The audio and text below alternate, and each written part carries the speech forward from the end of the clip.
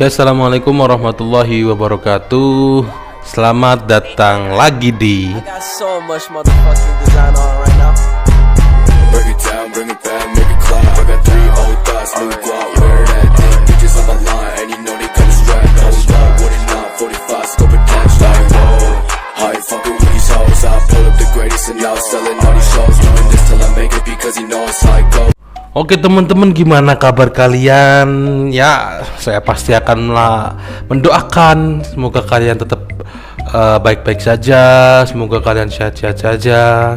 Kemudian pasti juga saya akan mendoakan semoga rezeki kalian lancar sehingga bisa melunasi semua hutang-hutang, entah itu di Shopee Pay Later ataupun di pinjol kalian untuk segera dilunasi.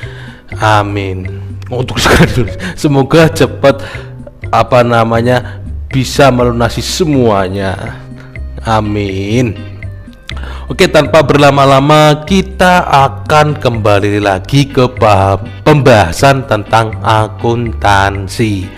Dan pada kesempatan kali ini kita akan membahas tentang mengenal worksheet dalam akuntansi. Ingat ya, ini worksheet dalam akuntansi, bukan worksheet seperti di Microsoft Excel atau Spreadsheet punyanya Google ya. Kalau worksheet di situ kan cuma membuat kolom-kolom seperti itu.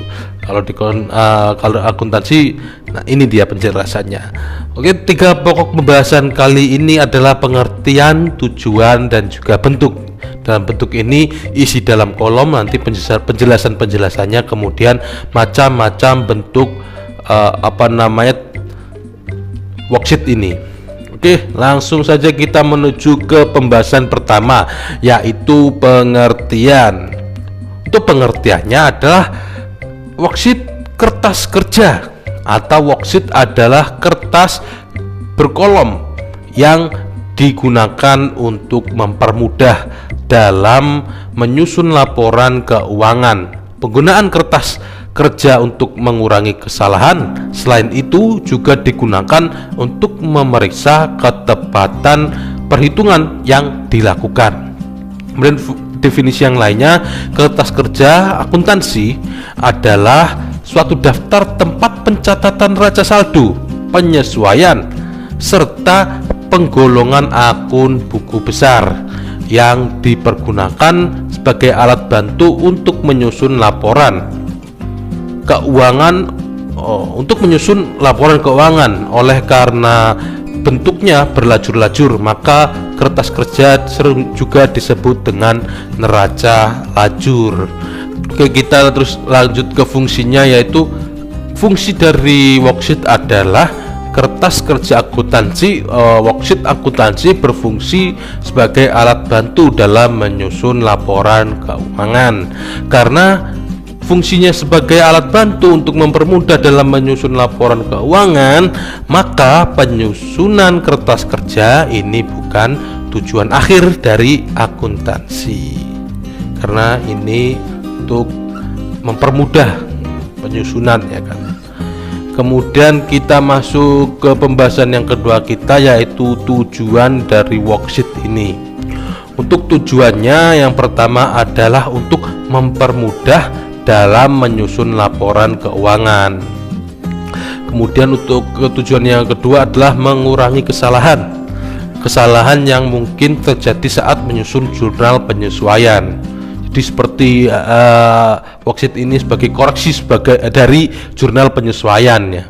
Kemudian yang ketiga adalah memeriksa ketepatan perhitungan yang dilakukan. Oke, masuk ke pembahasan kita yang selanjutnya, yaitu bentuk worksheet.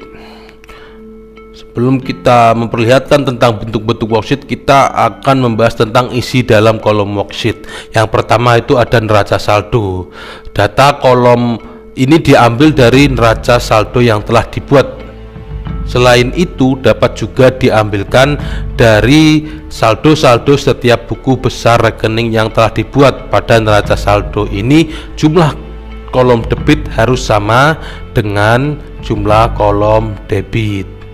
Kemudian untuk Yang kedua, isi dari worksheet ini adalah jurnal penyesuaian. Pada data kolom ini diambil dari ayat-ayat jurnal penyesuaian yang telah dibuat sebelumnya. Rekening-rekening baru yang timbul dari jurnal penyesuaian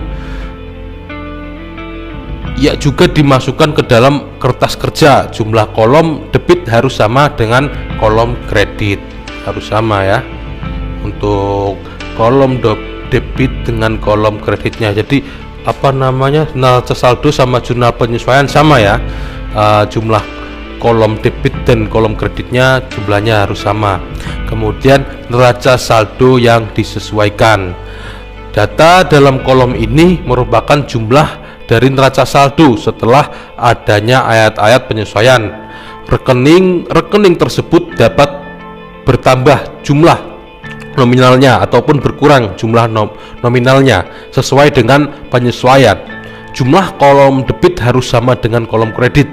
Dari neraca saldo disesuaikan ini, selanjutnya dipilih rekening yang masuk ke kolom rugi laba, yaitu rekening beban masuk kolom debit dan pendapatan masuk kolom kredit. Demikian pula untuk harta akumulasi, depresiasi aktiva tetap, utang dan modal dimasukkan pada kolom neraca. Kemudian yang nomor 4 adalah perhitungan laba rugi. Perhitungan laba rugi, data dalam kolom ini merupakan rekening-rekening nominal, yaitu pendapatan dan beban yang diambil dari neraca saldo disesuaikan. Pada kolom ini, jika jumlah kredit lebih besar daripada jumlah debitnya, maka perusahaan tersebut laba. Selisih laba tersebut dimasukkan dalam kolom sisi debit. Namun sebaliknya, jika kolom debit jumlahnya lebih besar daripada kolom kredit, perusahaan tersebut rugi. Selisih rugi tersebut dimasukkan dalam kolom sisi kredit sehingga jumlah kolom debit harus sama dengan kolom kredit. Yang terakhir adalah kolom neraca. Data dalam kolom ini merupakan rekening real, yaitu harta, kewajiban, dan modal yang diambil dari neraca saldo disesuaikan. Selisih dalam kolom ini juga jumlahnya harus sama dengan selisih pada kolom perhitungan laba rugi. Jika laba maka dimasukkan kolom neraca sisi kredit, dan jika rugi masuk sisi debit, sehingga jumlah kolom debit harus sama dengan kolom kredit. Oke, kita masuk ke pembahasan selanjutnya, itu macam-macam bentuk worksheet ya. Jadi di worksheet ini ada yang worksheet 6 kolom. 6 kolom ini terdiri dari neraca saldo, laba rugi, dan juga kolom neraca ya. Jadi maksudnya 6 kolom ini debit kreditnya ya yang dihitung ya. Jadi 6 kolom seperti itu. Kemudian ada yang bentuk 8 kolom. Dari 8 kolom ini kita memasukkan 4, yaitu neraca saldo, penyesuaian, laba rugi, kemudian neraca. Kemudian yang bentuk 10 kolom.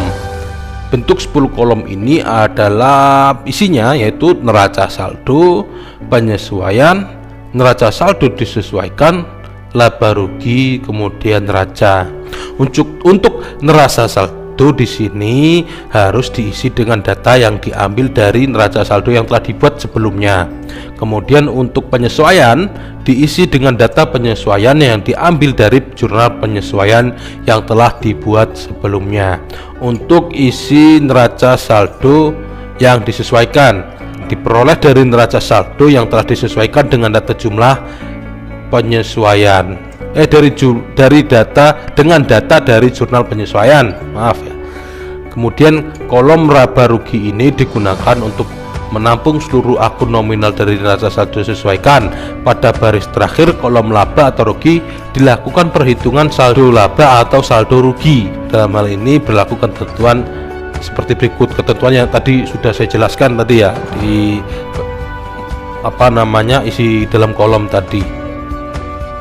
Dan untuk kolom neraca ini digunakan untuk menampung seluruh akun real dari kolom neraca saldo yang disesuaikan ya.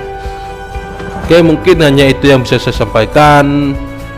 kurang lebihnya saya mohon maaf karena banyak sekali kekurangan atau kesalahan-kesalahan yang saya berikan pada saat mempresentasikan atau membawakan pembahasan ini.